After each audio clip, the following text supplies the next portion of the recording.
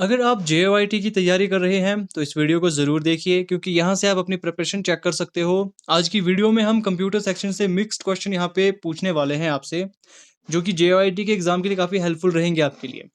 और जो difficulty level है ये मॉडरेट है, ना तो ज़्यादा डिफ़िकल्ट और ना ही ज़्यादा आसान। धीरे-धीरे डिफ़िकल्टी लेवल भी इंक्रीज़ किया जाएगा। सबसे पहले क्वेश्चन की बात करते हैं।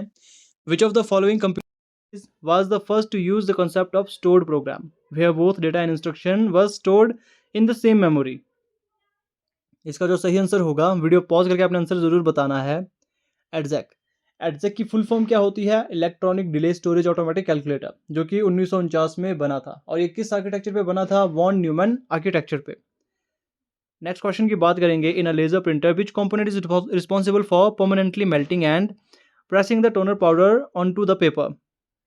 इसका ऑप्शन यहाँ पे सी सही होगा, फ्यूजर असेंबली। नेक्स्ट क्वेश्चन की हम बात करते हैं। Software that is distributed for free on trial basis with the understanding that the user may need to pay for it later to unlock a full feature is known as, इसे कहा जाता है shareware. Next question की बात करेंगे। In Microsoft Excel what does the error hashtag num generally signify? इसका क्या मतलब होता है एक्सेल में? तो इसका मतलब होता है ऑप्शन बी, अ फॉर्मूला और function contains numeric value that are not valid. अब हम नेक्स्ट क्वेश्चन की बात करेंगे।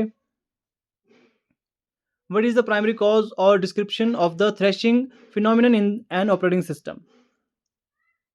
इसका जो सही आंसर होगा वो होगा option B, a state where the CPU spend more time swapping pages and out than executing actual instructions. अब नेक्स्ट क्वेश्चन की हम बात करते हैं। A type of malicious software that disguises itself as a legitimate and useful program but perform hidden harmful function in background is called a, ऐसे software को कहा जाता है, ऐसे माफ कीजिएगा मैलिशियस सॉफ्टवेयर को कहा जाता है ट्रोजन हॉर्स। अब आपने मुझे बताना है ट्रोजन हॉर्स सबसे पहले आया कैसे,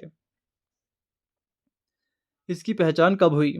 विच protocol is responsible for automatically assigning dynamic IP address to devices when they connect to a network? इसका जो सही आंसर होगा वो होगा DHCP, जिसकी फुल फॉर्म होती है dynamic host configuration protocol. Next question की हम बात करते हैं। In a relational database which property ensure that a transaction is either completed fully or not executed at all? तो इसका जो सही आंसर होगा वो होगा ऑप्शन डी, ऑटोमेसिटी। अब नेक्स्ट क्वेश्चन की हम बात करते हैं। Which type of language translator convert the entire source code of a high level languages into machine code all at once before execution? ये भी काफ़ी इंपॉर्टेंट है। इसमें इन सभी के बारे में आपको पता होना चाहिए। इंटरप्रेटर कैसे करता है, कंपाइलर कैसे करता है, असेंबलर कैसे करता है और लिंकर कैसे करता है। इसमें जो सही आंसर होगा, ये टास्क परफॉर्म करता है आपका कंपाइलर। नेक्स्ट क्वेश्चन की हम बात करते हैं। In which network topology is every single node connected to a central hub और switch making it easy to add new devices but heavily dependent on that central point? इसका जो सही answer होगा वो होगा, ये करता है star topology, option C. Topology का कॉन्सेप्ट भी काफ़ी इंपॉर्टेंट होता है। इसमें कुछ एक टॉपिक मैंने इंक्लूड किए थे जो इंपॉर्टेंट है। आई होप आपको पता लग चुका होगा कि किस टॉपिक से आपके क्वेश्चन गलत हो रहे हैं।